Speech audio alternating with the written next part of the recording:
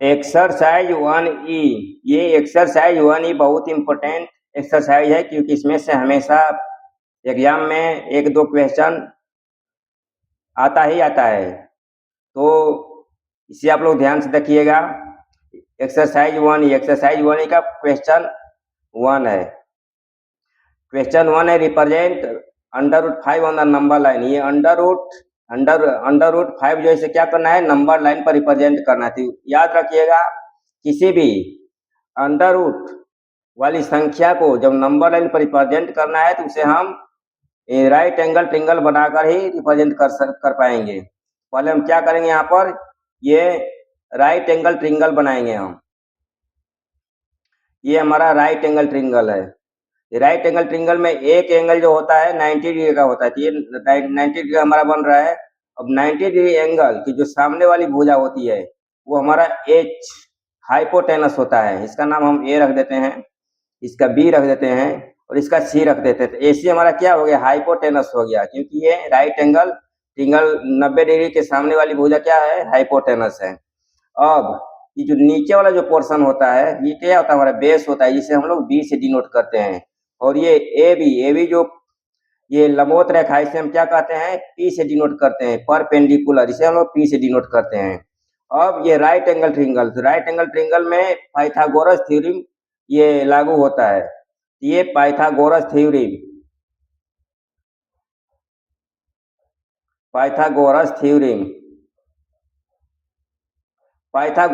इसमें लागू होता है। पाइथागोरस थ्योरम क्या है, तो h²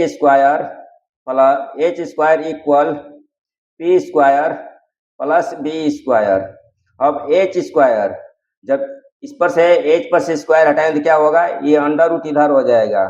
h equal √p² plus b² होगा। इसका मतलब ये है कि h जो इक्वल होता है, ये h आपका हाइपोटेनस जो इक्वल होता है, ये परपेंडिकुलर का स्क्वायर करके और बेस का स्क्वायर करके जब दोनों को हम जोड़ेंगे तो किसके इक्वल होगा, हाइपोटेनस के इक्वल होगा। अब इसमें √5, ये √5 को हमें क्या करना है, नंबर लाइन पर रिप्रेजेंट करना है। तो जो भी संख्या, ध्यान रखिएगा, जिस भी अंडर रूट वाली संख्या को नंबर लाइन पर रिप्रेजेंट करना है तो ये क्या होता है, हमेशा हाइपोटेनस होता है। तो √5 क्या है हमारा, ये हाइपोटेनस है। अब हमें P और B इसमें निकालना है, परपेंडिकुलर बेस निकालना है हमें। ठीक, एच हमारे इसमें कितना हो गया, हाइपोटेनस कितना हो गया, √5 हो गया। अब हमें p² और P और B का वैल्यू हमें निकालना है। इसमें बेस को हम क्या कर देते हैं, बेस को हम 2 मान देते हैं। बेस को हम मान लीजिए 2 कर दिए और P को 1 कर दिए। इसको हम जब जोड़ेंगे तो कितना होगा, हमारा हाइपोटेनस के इक्वल होगा। जैसे देखिए, ये परपेंडिकुलर को हम 1 कर दिए और ये बेस को हम 2 कर दिए। इसको 1 का स्क्वायर प्लस 2 का स्क्वायर अंडर रूट, 1 का स्क्वायर 1 होगा, 2 का स्क्वायर कितना होगा, 4 होगा। ये 1 + 4 कितना हो गया, ये √5 हो गया। तो परपेंडिकुलर बेस का स्क्वायर का जोड़े कितना होगा, √5। ये हाइपोटेनस के इक्वल हमारा हो गया। तो इसमें परपेंडिकुलर 1 हो गया और ये बेस 2 हो गया। अब इसको हम नंबर लाइन पर रिप्रेजेंट करेंगे। कैसे करेंगे, देखिए, इसको पहले हम एक लाइन ड्रॉ कर लेंगे। इसमें हम 2 सेंटीमीटर को 1 यूनिट मानते हैं। तो यहाँ से यहाँ तक हमारा 1 हो गया, ये 2 हो गया, ये 3 हो गया, ये यहाँ तक 8 हो गया, यहाँ तक 4 कर दें, उससे हमारा कोई दिक्कत नहीं है। अब इसको हम 0 कर देते हैं, इसे 1 कर देते हैं, इसे 2 कर देते हैं और इसे हम 3 कर देते हैं।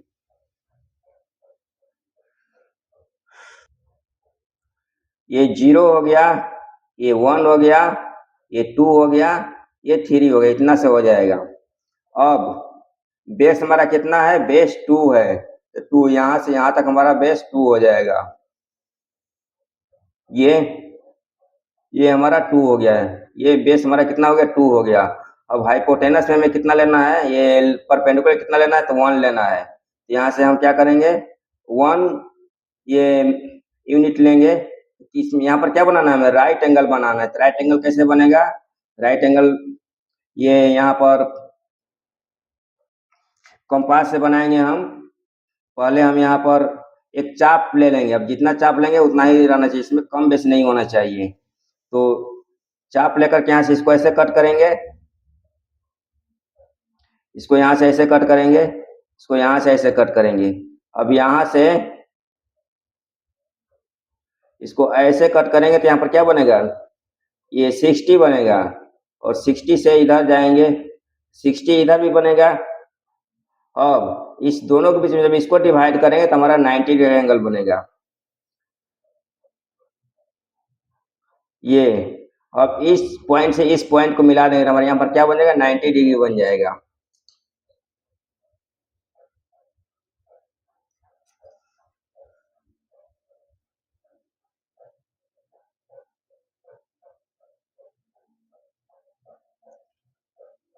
ये हमारा 90 डिग्री का एंगल यहाँ पर बन गया। ये 90 डिग्री एंगल बन गया। अब यहाँ से यहाँ तक इसको हम ए कर देते हैं, इसको बी कर देते हैं और इसको हम सी कर देते हैं। तो ए से बी तक हमारा 2 यूनिट है। बेस बेस कितना है, 2 यूनिट है। और ये परपेंडिकुलर हमारा यहाँ से यहाँ तक बी से सी तक कितना हो गया, 1 यूनिट हो गया। ये बी से सी हमारा परपेंडिकुलर कितना हो गया, 1 यूनिट हो गया। अब ए से सी को मिला देंगे, हाइपोटेनस बन जाएगा। ये क्या बन जाएगा, हमारा हाइपोटेनस बन जाएगा।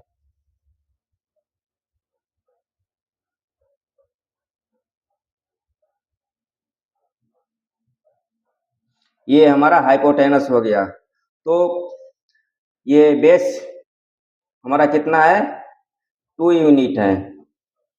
यहाँ से यहाँ तक हमारा कितना है, ये 2 यूनिट है। और ये कितना है हमारा, 1 यूनिट है। अब ये 2 है, ये 1 है, तो हमारा ये हाइपोटेनस कितना हो जाएगा, √5 हो जाएगा। ये हो जाएगा √5। अब इतना ही चाप लेकर के, इतना ही आर्क लेकर हम क्या करेंगे, इस नंबर लाइन पर बनाए, क्योंकि हमें √5 को कहाँ पर रिप्रेजेंट करना है, नंबर लाइन पर रिप्रेजेंट करना है। तो इतना ही हम चाप लेकर के इस जब नंबर लाइन पर ये मीट कर देंगे, मिला देंगे, कट कर देंगे, तो हमारा क्या बन जाएगा, ये नंबर लाइन पर ये √5 आ जाएगा। इतना हम चाप लेंगे।